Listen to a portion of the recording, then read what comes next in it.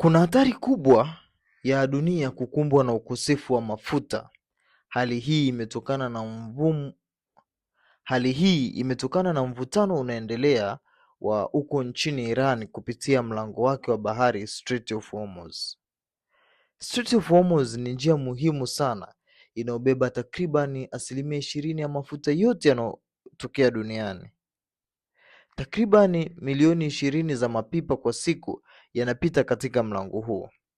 Tangu vita vya Irani na USA pamoja na Israeli vilivyoanza Februari mwaka 2026, njia hii imekuwa ikifungwa na inafanya kazi kwa kiwango kidogo sana kwa miezi kadhaa.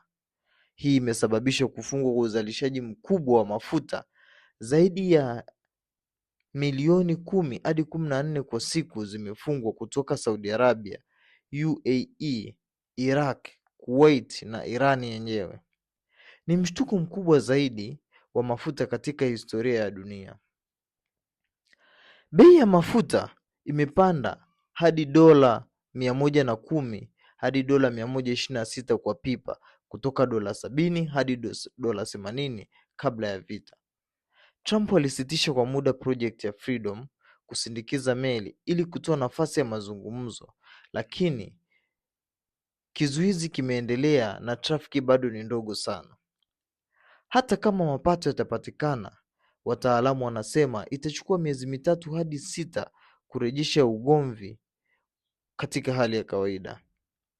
Ukosefu wa mafuta na bidhaa zake kama petroli, dizeli na mafuta ya ndege katika nchi zinazoagiza sana kutoka Mashariki ya Kati, mfano Asia, Ulaya na sehemu za Afrika. Bei ya mafuta na gharama ya maisha itapanda sana.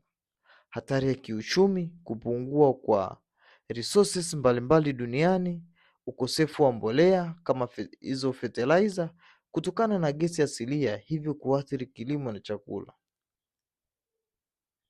Kwa ufupi ni kwamba hakuna ukosefu mkubwa wa mafuta, ila bado katika nchi zote duniani hatari ni kubwa na inaendelea.